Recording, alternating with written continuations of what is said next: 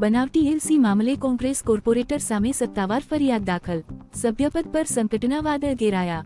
અમદાવાદમાં Kubernagar ward number 14ના કોંગ્રેસના corporator Kalpanaben નવલેકર સામે ગંભીર ફરિયાદ નોંધાઈ. કૃષ્ણનગર પોલીસ સ્ટેશનમાં બનાવટી દસ્તાવેજ રજૂ કરવાના આરોપ હેઠળ ગુનો દાખલ કરવામાં આવ્યો છે.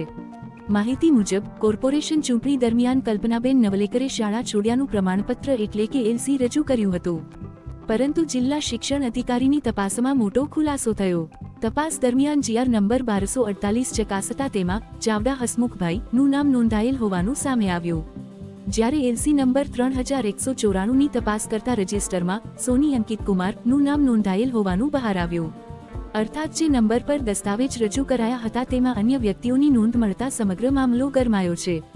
ત્યારબાદ કૃષ્ણનગર વિદ્યાવિહાર હાઈસ્કૂલના ટ્રસ્ટી અશોકકુમાર પટેલ દ્વારા સત્તાવાર પોલીસ ફરિયાદ નોંધાવવામાં આવી.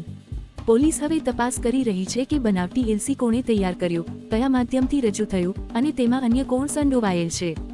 જો ફરિયાદ સાચી સાબિત થશે તો કુબેરનગર વોર્ડના કોર્પોરેટરનું સભ્યપદ પણ જોખમમાં પડી શકે છે અને ફરી ચૂંટણી યોજવાની સ્થિતિ સર્જાઈ શકે છે, જેનો સીધો આર્થિક બોજ આખરે સામાન્ય જનતાના ટેક્સના પૈસાથી જ ઉઠાવવો પડશે.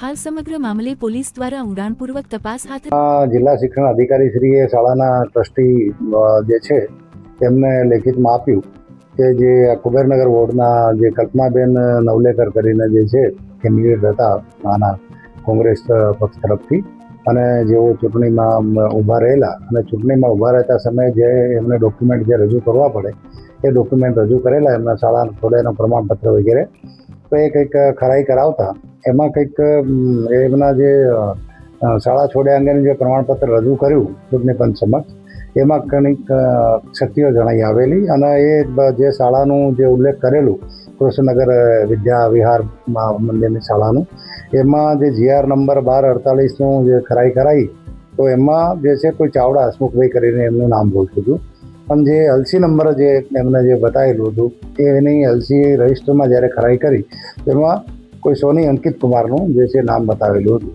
જેથી કરીને જિલ્લા શિક્ષણ અધિકારી શ્રીએ શાળાના ટ્રસ્ટીના આ બાબતે ધ્યાન દોર્યું કે ભાઈ આ તમારા શાળાનું જે છે આ પ્રમાણપત્ર જે છે એલસી એ ખોટું છે, જેથી આ બાબતે ઘટતી કાર્યવાહી કરવી. જે આધારે શાળાના ટ્રસ્ટી શ્રી અશોક કાંતિલાલ પટેલ નાઓ ગઈકાલે પોલીસ સ્ટેશન આવતા અને તેઓએ આ કલ્પનાબેન નવલેકર વિરુદ્ધમાં જે ફરિયાદ આપેલી, તો જે ફોર્સ ડોક્યુમેન્ટ બનાવવા અને ફોર્સ ડોક્યુમેન્ટ બનાવવા પછી કોઈ પણ સરકારી અધિકારી કે કચેરીમાં રજૂ કરવા, એ ટાઈપનો આખો જે છે આખો ફોર્જરીનો ગુનો બને છે.